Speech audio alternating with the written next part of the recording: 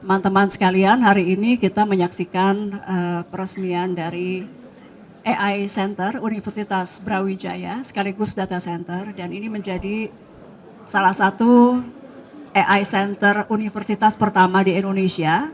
Dari Kementerian Komunikasi dan Digital ikut berbangga mendukung dan insya Allah akan selalu mensupport, karena kami sangat percaya bahwa kerjasama antara pemerintah dan juga termasuk dengan universitas akan menjadi penting untuk mempersiapkan Indonesia menghadapi artificial intelligence atau kecerdasan artificial.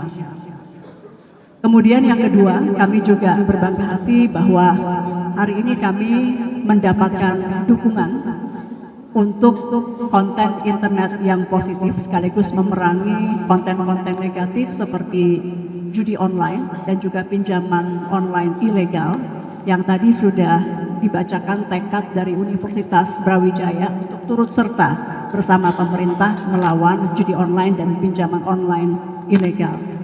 Ini bukan hanya kerugian materi tapi juga moral bagi bangsa, dan tentu kerjasama dengan kampus sebagai pendidik akan menjadi sebuah terobosan bagi kami dalam juga melakukan perlawanan terhadap judi online.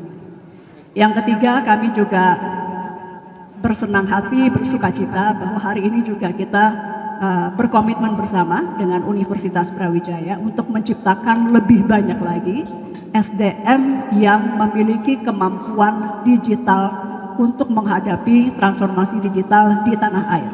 Tadi kita sudah melakukan kerjasama untuk tahap pertama minimal 500 pelajar, kemudian juga 100 sertifikasi, dan ke depan tentu akan lebih banyak lagi.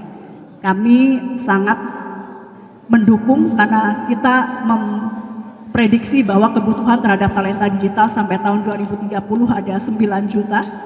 Untuk saat ini kita masih kekurangan cukup banyak ya, dan kita tentu amat mendukung jika tidak hanya di Universitas Brawijaya tapi mudah-mudahan nanti diikuti universitas-universitas lainnya untuk ikut bersama dengan upaya pemerintah dalam melahirkan talenta-talenta digital.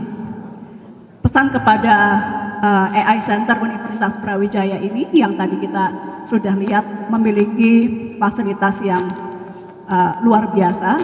Kami tentu juga akan mendorong supaya nanti outputnya juga luar biasa, Pak Rektor, termasuk aplikasi-aplikasi kecerdasan artifisial yang amat membantu misalnya di bidang ketahanan pangan, dan juga tadi di bidang-bidang lainnya itu bisa digunakan oleh banyak peternak, banyak petani di Indonesia untuk mencapai target kita untuk swasembada pangan. Mungkin dari saya itu dulu, karena sound systemnya agak ini sedikit, nanti silahkan kalau ada pendalaman dari teman-teman sekalian.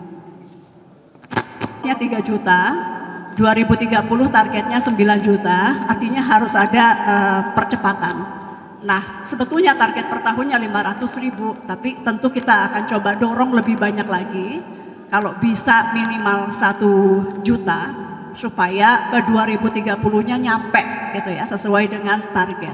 Nah, menciptakan 1 juta dalam 1 tahun bukan hal yang mudah yang bisa dilakukan sendiri oleh pemerintah.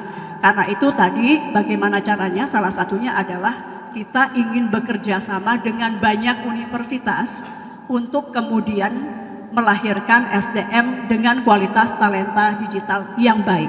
Kenapa universitas? Karena memang ini stok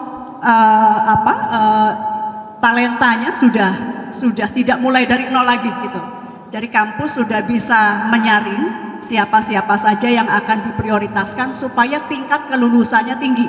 Jadi kalau kita targetnya 1 tahun 1 juta, berarti kan yang dididiknya nggak mungkin hanya 1 juta, harus lebih dari 1 juta. Kita harapkan yang lulusnya 1 juta. Talenta digital menjadi penting untuk membersamai pembangunan infrastruktur dan juga untuk menghadapi era transformasi digital yang cepat, supaya Indonesia tidak hanya menjadi konsumen saja ya, dan infrastrukturnya juga kita punya PR. Sekarang posisinya 98% 4G itu sudah, namun demikian kami mengakui bahwa tetap ada PR, termasuk bahkan di Pulau Jawa. Di Malang misalnya ada Kabupaten Malang yang memang belum sepenuhnya terkoneksi. Ini jadi PR bersama yang kami ingin dorong lagi-lagi, bukan hanya pemerintah sendiri. Operator seluler swasta itu kita dorong juga masuk ke wilayah pinggiran atau terluar. Jadi jangan hanya mencari, mohon maaf, keuntungan di wilayah gemuk saja. Tapi daerah-daerah di pinggir ini juga harus dibangun oleh Opsel, dan nanti kita lihat mana yang pemerintah, mana yang Opsel. Nah, apakah bisa dikerjasamakan dengan universitas? Mungkin bisa. Tapi universitas ini kan memang hanya untuk riset dan pendidikan. Jadi mungkin nanti harus ada perubahan aturan dulu untuk melibatkan universitas masuk ke wilayah yang memang saat ini belum dimasuki oleh koneksi internet.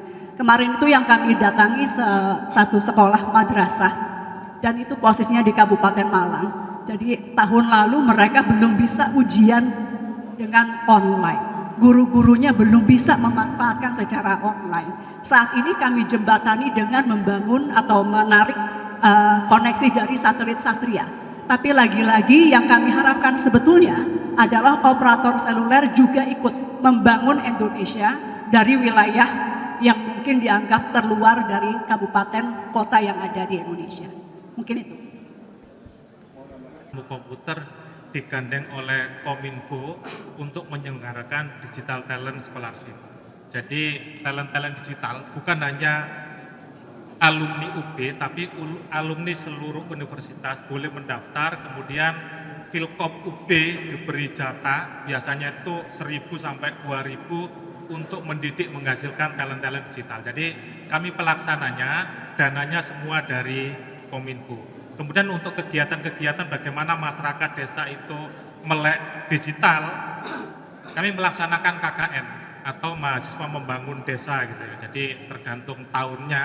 Nah, salah satu program utamanya adalah melek digital, baik untuk guru perangkat desa maupun masyarakat desa secara umum. Jadi kira-kira itu aktivitas yang sudah kami lakukan gitu ya, bagian dari aktivitas di Universitas Brawijaya. Terima kasih. Dan kita sudah merasakan manfaatnya bagi hasilnya.